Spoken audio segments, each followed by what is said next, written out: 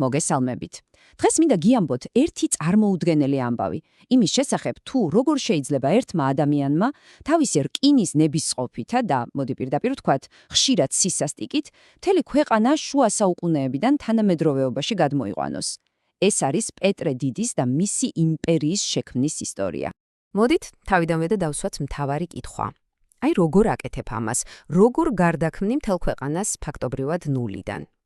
უნდა გვესმოდეს, რომ პეტრეს მმართველობა არ ყოფილა უბრალოდ ისტორიის ერთი მონაკვეთი, არა. ეს იყო გიგანტური, წარმოუდგენლად ამბიციური და ხშირად ძალიან სასტიკი პროექტი, რომლის მიზანიც ერის სრული ტრანსფორმაცია გახდათ. იმისთვის, რომ კარგად დავინახოთ პეტრეს ამბიციის მასშტაბი, ჯერ წარსულში უნდა დავბრუნდეთ და ვნახოთ, როგორი იყო ის რუსეთი, რომელიც მან მემკვიდრეობით მიიღო. წარმოიდგინეთ სამეფო, რომელიც იმ დროისთვის დანარჩენ სამყაროს, განსაკუთრებით კი ევროპას, საუკუნეებით ჩამორჩებოდა. აი ეს სლაიდი ამ კონტრასტს მართლა თვალნათლივ გვიჩვენებს, ხო? ერთ მხარეს გვაქვს დასავლეთ ევროპა, სადაც სამეცნიერო რევოლუცია, ახალი იდეები და მძლავრი არმიებია. მეორე მხარეს კი იმავე კონტინენტზე არის რუსეთი, იზოლირებული შუა საუკუნეების ტექნოლოგიებითა და ტრადიციებში ჩაფლული. ახალგაზრდა პეტრემ სწორედ ამ რეალობასთან შეგუებაზე თქვა უარი.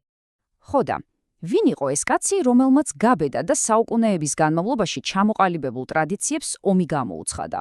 მოდით ვნახოთ, როგორ მოვიდა ტახტზე ეს სრულიად ახალი ტიპის მმართველი. და აი ეს არის გარდამტეხი მომენტი. წარმოგიდგენიათ, ქვეყნის მმართველი, მეფე, ინკოგნიტოდ მიემგზავრება ევროპაში, მუშაობს გემთსაშენში უბრალო მუშად და სწავლობს სამხედრო ტაქტიკას. დიდი ელჩობა არ იყო რაღაც დიპლომატიური ვიზიტი, არა, ეს იყო უპრეცედენტო საგანმანათლებლო მისია, რომელმაც პეტრე რუსეთის მომავლის რადიკალური ხედვით შეაიარაღა. მაგრამ იცით, ხედვა ერთია და რეალობა მეორე. პეტრეს დაბრუნების შემდეგ რუსეთი ფაქტობრივად შეზანზარდა. მოდით ვნახოთ, როგორ დაიწყო მან ამ ახალი რეალობის მშენებლობა. და ამ გეგმის განხორციელება მან დაიწყო. ხო, აი დაუნდობელი ეფექტიანობით. ეს არ იყო რაღაც რბილი შეთავაზება ან რეკომენდაცია. ეს იყო რევოლუცია, რომელიც პირდაპირ ტახტიდან იმართებოდა. თავარი ისაა, რომ ცვლილებები მართლა ყველაფერს შეეხო. აი, უბრალოდ წარმოიდგინეთ, მეფე გიბრძანებთ, რომ წვერი გაიპარსოთ და ევროპული ტანსაცმელი ჩაიცვათ.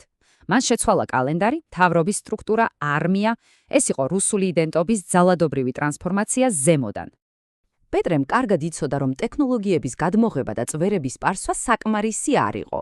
იმისთვის, რომ რუსეთი ევროპული ოჯახის სრულფასოვანი წევრი გამხდარიყო, მას სჭირდებოდა ფანჯარა. ფანჯარა ევროპისკენ, ანუ გასასვლელი ზღვაზე. და ამან მიგვიყვანა მისი ახალი რუსეთის საბოლოო გამოცდამდე. ეს არ იყო უბრალოდ ომი მეტი ტერიტორიისთვის, არა. ბალტიის ზღვაზე გასასვლელი იყო რუსეთის იზოლაციის დასასრულის გასაღები.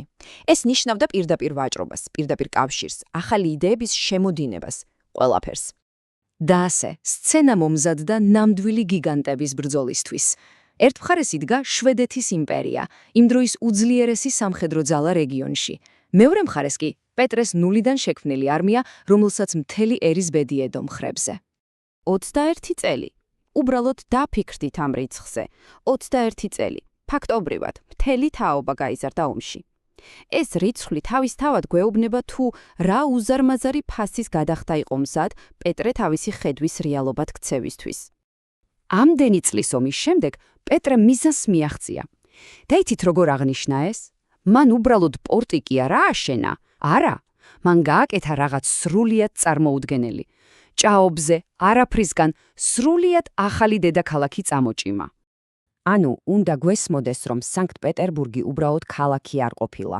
ეს იყო განაცხადი, ეს იყო პეტრეს ამბიცია, ქვაში ჩასხმული. ეს იყო სიმბოლო იმისა, რომ რუსეთმა თავისი მზერა სამუდამოდ შემოაბრუნა აღმოსავლეთიდან დასავლეთისკენ. და აი ეს სიტყვები, რომელიც თავად პეტრეს ეკუთვნის, ალბათ ყველაზე კარგად აჩვენებს მის შინაგან კონფლიქტს. კაცი, რომელმაც მთელი იმპერია შეცვალა, აღიარებდა, რომ საკუთარ თავს, საკუთარ იმპულსებს და სისასტიკეს ვერ ერეოდა.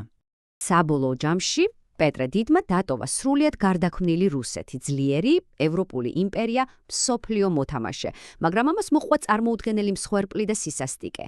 და აი, კითხვა, რომელზეც ცალსახა პასუხი ალბათ არ არსებობს და რომელსაც თქვენ დაგიტოვებთ, ვინ იყო ის გენიალური რეფორმატორი, რომელმაც ერს მომავალი მისცა, თუ სასტიკი ტირანი, რომელმაც ეს მომავალი სხვისი სისხლით ააშენა?